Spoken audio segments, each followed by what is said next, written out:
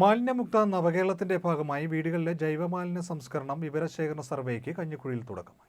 വീടുകളിലെ ജൈവമാലിന്യ സംസ്കരണം വിവരശേഖരണ സർവേക്ക് കഞ്ഞിക്കുഴിയിൽ തുടക്കമായി. കഞ്ഞിക്കുഴി പഞ്ചായത്ത് 16-ാം വാർഡിൽ കാർത്തികയിൽ മുരളീധരൻ നായരുടെ വീട്ടിൽ നിന്ന് വിവരശേഖരണം നടത്തിക്കൊണ്ട് ഗ്രാമപഞ്ചായത്ത് vice president advocate Santhosh Kumar panchayat തല ഉദ്ഘാടനം നിർവഹിച്ചു.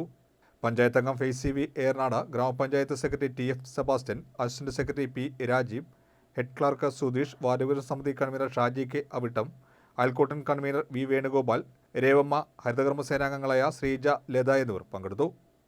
പഞ്ചായത്തിലെ 18 വാർഡുകളിലെയും 9,000-ലേറെ വീടുകളിൽ ജനുവരി 10 മുൻപ് സർവേ നടപടികൾ പൂർത്തീകരിക്കും.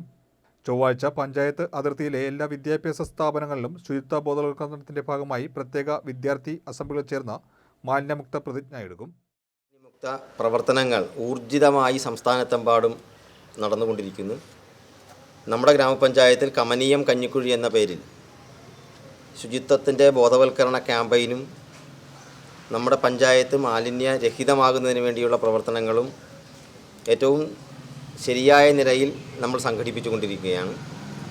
ഇന്നിപ്പോൾ സംസ്ഥാനത്തെമ്പാടും വീടുകളിലെ ജൈവ മാലിന്യ സംസ്കരണവുമായി ബന്ധപ്പെട്ട് ഹരിതകർമ്മ സേനാംഗങ്ങളുടെ നേതൃത്വത്തിൽ കുടുംബശ്രീയുടെയും മറ്റ് പ്രവർത്തകരുടെയും ഒക്കെ സഹായത്തോടു കൂടി എല്ലാ വീടുകളിലും സർവേ നടപടികൾ നടന്നുകൊണ്ടിരിക്കുകയാണ്. അതിൻ്റെ ഔപചാരികമായ പഞ്ചായത്ത് തല ഉദ്ഘാടനമാണ് 16-ാം വാർഡിൽ ഇന്ന് ശ്രീ മുരളിയുടെ വീട്ടിൽ നടക്കുന്നത്.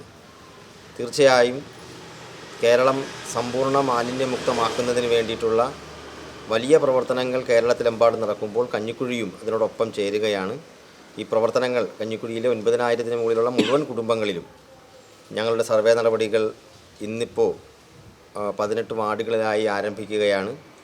തീർച്ചയായും എല്ലാവരുടെയും സഹകരണം ഉണ്ടെങ്കിൽ മാത്രമേ ഈ മാലിന്യമുക്ത നവകേരളം എന്ന മഹത്തായ ആശയത്തിൻ്റെ പൂർത്തീകരണം നടക്കുകയുള്ളൂ. അതിന് എല്ലാവരുടെയും സഹായവും സഹകരണവും ഒക്കെ ഉണ്ടാകണമെന്ന് അഭ്യർത്ഥിച്ചുകൊണ്ട് കൃത്യമായ വിവരങ്ങളെല്ലാം ഹരിതകർമ്മ സേനാംഗങ്ങൾ എത്തുമ്പോൾ ഈ ടീം എത്തുമ്പോൾ നൽകാൻ കഴിയണം.